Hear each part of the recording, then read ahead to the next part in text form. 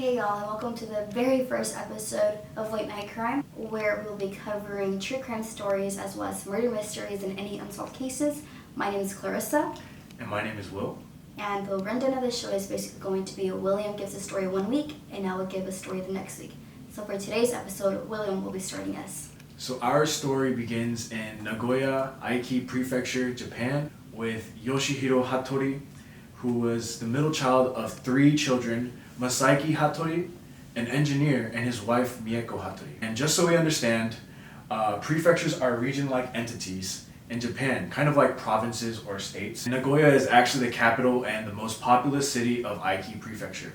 It's one of the largest cities in all of Japan, and it's an industrial and transport center in Japan. This city is home to the Nagoya Stock Exchange and Toyota and Lexus. Yoshihiro came at 16 years old to the US, specifically Baton Rouge, Louisiana, in August 1992 as part of the American Field Service Student Exchange Program. And he had received a scholarship from the Merida Foundation for his trip. He was hosted as a homestay student. His homestay parents were Richard and Holly Haymaker, and they also had a teenage son named Webb Haymaker, who he becomes friends with actually. Yoshihiro loved sports. He was a young, handsome rugby player.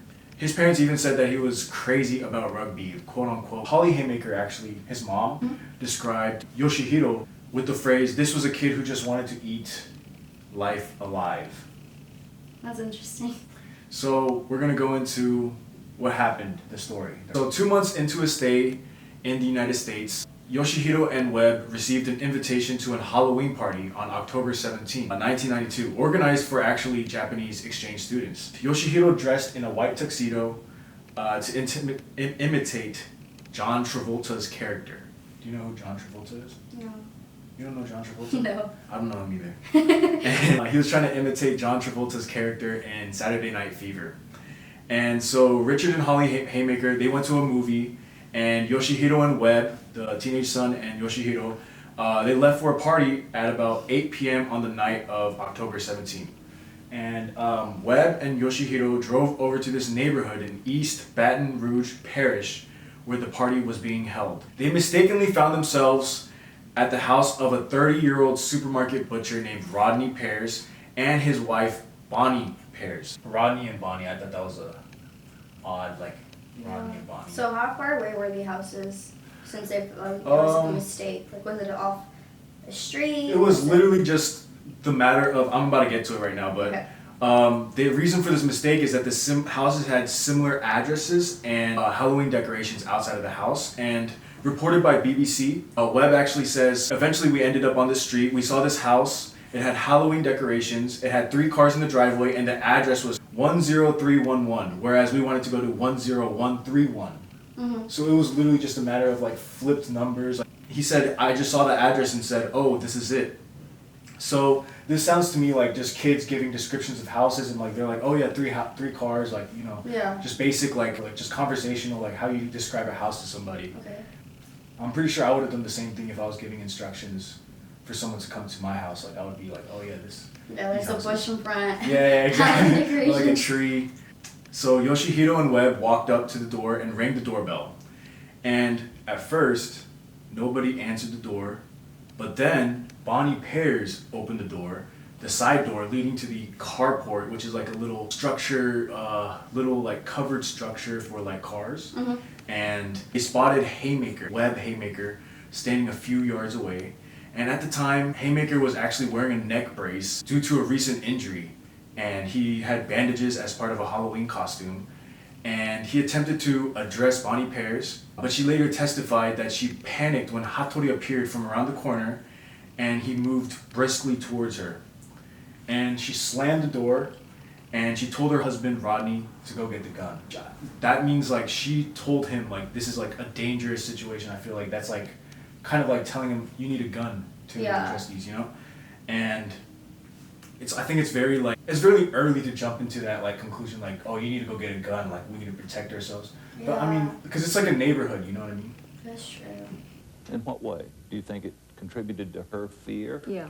Looking outside and seeing an unfamiliar face? Yeah, she said, I knew he was darker than me. At the trial, while giving a description of Yoshi, Bonnie testified that, quote, I guess he appeared Oriental. He could have been Mexican or whatever. And, quote, He was taller than me, and his skin was darker colored. And it's like near Halloween. It's just kids in costumes. Like, do you know what the like if there was any crime rates at that time? we're gonna address something related to the laws later on in this story. Okay. But you're gonna see like how lax they are towards like just defending your own property. Okay. Like, you're gonna see how lax they are. Webb says, we were walking away, sort of confused. I had started to walk down the block, wondering if it was a different house. But then someone opened the door. Rodney Pears was at the door holding a .44 Magnum revolver. This is when Yoshihiro turned towards him. He was very eager to get to the party and didn't understand, I guess, that Pears had a gun. Maybe he thought it was a Halloween thing, Webb said. He was light on his feet and just saying in a very boisterous way, we're here for the party. We're here for the party, sort of happy. Boisterous means like energetic. And Yoshihiro was not wearing his contact lenses that he normally wears at this time. And I think that could play a factor. I don't know if this did play a factor, obviously, but if you normally wear contact lenses, you can't really see what's going on. Maybe he didn't see the gun. Yeah. But also, do you know the gun laws in like Japan? From what? yes, From, the gun laws in Japan are very like you're not allowed to have a gun, a handgun. There's no, it's not allowed. So if I were in his shoes, from like his perspective, Mhm. I wouldn't expect someone to Just have a to gun. to have a gun at Yeah. home. We're like, oh, that's like their first response. Yeah, exactly. Especially when you're just going for like a party, like that's the last thing you're expecting, to go to a Yeah. wrong house and have a gun pulled on you. Pears shouted, freeze! But Yoshi seemed not to understand and he kept moving towards him. And Pears fired once from about 5 feet away. It hit Yoshi in the chest and Rodney just slammed the door and just got out of there. Like he was just like, I'm out. And So it's just one closed it. shot. Yeah, just one shot and then boom, I'm out. Webb ran to the next door neighbor for help and came back to find Yoshihiro badly wounded and lying on his back. And neither Rodney nor Bonnie came out of their house until the police arrived about 40 minutes later. And Bonnie even shouted at a neighbor to go away when the neighbor called for help. And so I feel like that's like if shooting them in their like oh like I'm scared, that's one thing, but like you know that this person is badly hurt and then saying go away whenever people are trying to help. This person is like literally dying outside of your house. Yeah. And you're yelling at people not to help, like. And I think it's really interesting how they didn't ask like, oh, like who are you? Like what do you want? Yeah, like, exactly. Just wanting to like assess the situation. Yeah, exactly. It's a very hasty like move. The shot. This is gonna get a little bit gruesome, so. Trigger warning. Yeah, trigger warning. But the shot pierced the upper and lower lobes of Yoshihiro's left lung and exited through the area of the 7th rib. I don't know where exactly that is, but he died in the ambulance minutes later from blood loss. In 40 minutes, I guess, it took for the ambulance to get there, and I guess he died in the ambulance. Yeah. So when did he arrive to Louisiana again? When he was 16 years old, he arrived in August, and this crime took place in October. So like a month. 2 months. 2 months. Yeah, Oh, 2 that's months later. yeah. Yeah, it was like around August 16th, and it happened in like October 17th, so it was like 2 months exact, basically. Wow. And Yoshihiro's parents actually heard the news down the line from a worker who works with the exchange program, and his mother, Mieko, retreated to her son's childhood bedroom and cried. In conclusion for the trial and all that happened afterwards, 2 days later, the Hattoris flew to New Orleans. Holly Haymaker was terrified because, you know, she is ultimately the caretaker who is responsible for Yoshihiro while he's here in the United States. Yeah. And she didn't uphold her duties, I guess, as like a caretaker. Her own perception, obviously. But she was terrified. The Hattoris only had concern for the Haymaker's family. Like, they were asking about Webb and his well-being. The first words, actually, that Mieko said was, "How is Webb?" The story spread to global news quickly because of, you know, how Japan's gun laws are. And Really strict. No guns. yeah, no guns. And to hear, like, someone got shot, like, I would never want to send my child from, like, if I was from Japan, I would never want to send my child to the US, I feel. Yoshihiro's parents took immediate action and launched a campaign in Japan calling for an end to easy access to firearms in the US. Mieko wrote the draft for the campaign on the plane ride from Louisiana back to Japan. Very motivated because she really wants justice. That's true. It's like it's like the time to mourn. Yeah. And your first response is like, let me do this for my son. Yeah. She feels like it's like all she can do at this point, and like she needs to take action. I definitely feel that urgency. So initially, the Baton Rouge Police Department quickly questioned and released Rodney Pears, which is what I was talking about how lax they are.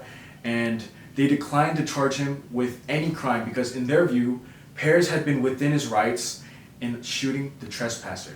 I think it's commonplace for people to think that they can shoot anybody on their own property, and that's like, I feel like that's not how it should be unless it's like they pose an immediate threat.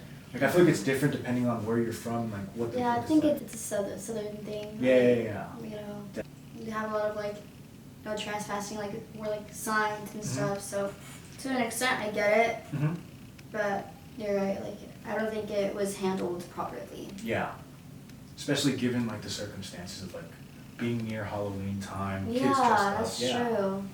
Only after Louisiana Governor Edwin Edwards and the Japanese consul in New Orleans they intervened was Pears charged with manslaughter. And Pears' defense was his claim that Yoshihiro Hattori had an extremely unusual manner of moving, and that any reasonable person would find this scary. The defense emphasized that Pears was an average Joe. At trial, Pears testified about the moments before the shooting. He said, "It was a person coming from behind the car, moving real fast. At that point, I pointed the gun and hollered, 'Freeze!' The person kept coming toward me, moving very erratically. At that time, I hollered for him to stop. He didn't. He kept moving forward. I remember him laughing. I was scared to death. This person was not going to stop. He was going to do harm to me." Pears testified that he shot Hattori once in the chest from about 5 feet away. A police detective testified that Pears had said to him, "Boy, I messed up. I made a mistake." District Attorney Doug Moreau concentrated on establishing that it had not been reasonable for Pears, who's a 6'2" man, to shoot Hattori, who is around 130 pounds. He's unarmed, and just because he's moving erratically, it's like, why would you just shoot him? It's like, you're 6'2", you're a bigger man. Even if Yoshihiro walked toward him unexpectedly, that Pears was not justified in using deadly force. And the defense further argued that Rodney Pears was in large part reacting reasonably to his wife's panic. Would you say that he is? Bonnie said, like, go get the gun, so he was reacting reasonably, they said. I mean, yeah, I could see that. I could see that as a possibility. Like, if you didn't open the door, you don't even know like who's at the door, what the situation is, and you just hear a family member say, "Get the gun now." No questions are being asked. Like, you know, like, definitely, because it's the protection of your family. Maybe it could like what like as you're getting the gun, like why, like for what, like what's happening. But I think you would listen. Yeah. First listen. Yeah, I think it's like kind of like an adrenaline kick in. It's like if I ever heard something like, "Oh, go get the like, be ready," or like someone's weird's at the door, like I'll be like on complete defense mode, ready to like protect myself, protect everyone around me. But another part of me would be like, you can just lock the door.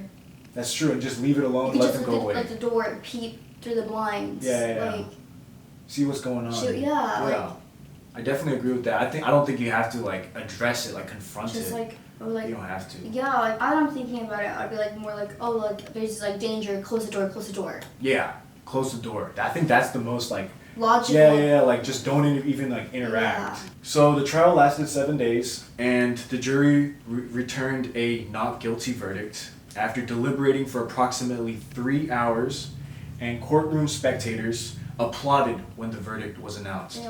They applauded, yes. After a life was lost. Yeah, life was lost. I feel like that's so sad. Like, why would you applaud? There's no reason to applaud. Disrespectful as well. Yeah, disrespectful to the victim. Like, I hope his parents did not have to witness that. One thing that I thought about. Yeah, people applauding after your son was killed. Yeah.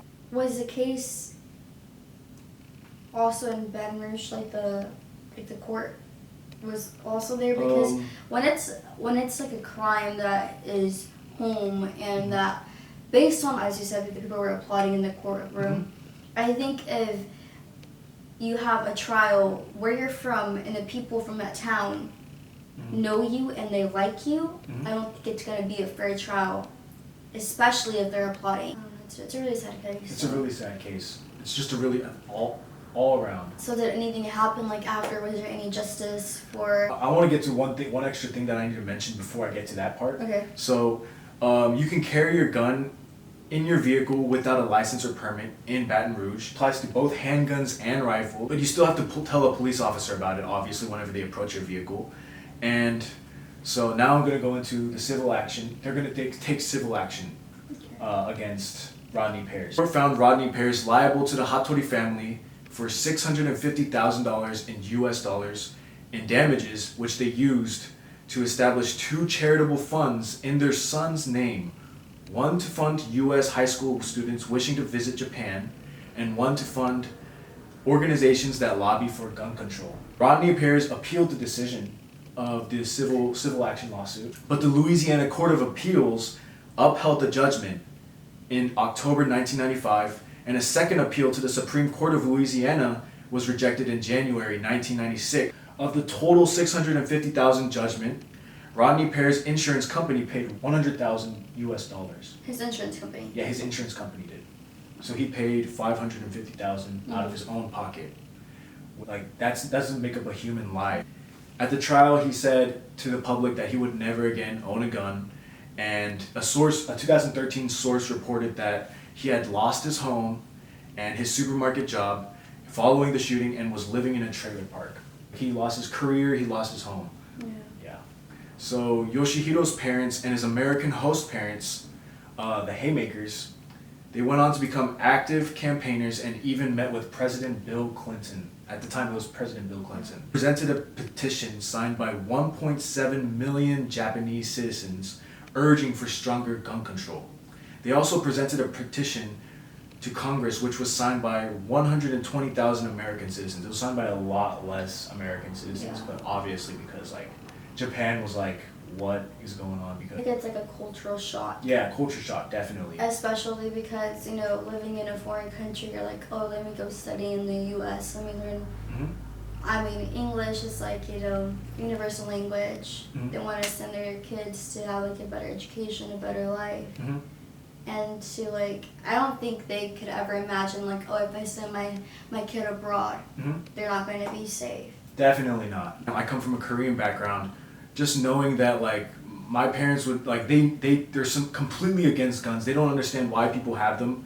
So like just imagining their reaction to this case, I think they would be like, what? Like how does that even happen to somebody? Like it would be like nonsensical almost. Yeah, that doesn't happen back home. Yeah, literally. The Hattoris and Haymakers lent their support to the Brady Bill, which mandated background checks and a 5-day waiting period for the purchase of firearms in the U.S. And it was signed into law by Clinton on November 30th, 1993 as the Brady Handgun Violence Prevention Act, and Hattori's death played a major role in this bill being passed. Yeah, that's nice.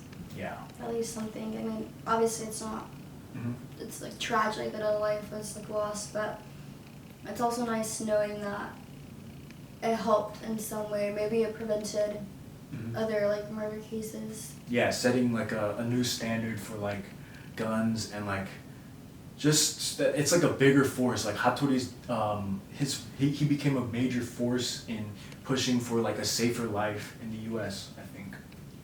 So that concludes our case for today. Please make sure to like and subscribe so you can stay tuned for our next videos. We are planning on uploading every Sunday. However, it's not promised. This is our first time doing this, first ever videos, but we will try to stay updated and, you know, just keep each other accountable. Please let us know your thoughts on the case in the comments below, and maybe let us know what case you want us to cover next. Have a nice night, and we'll see all of you night owls next time. Thank you for tuning in. Next time. Until next time.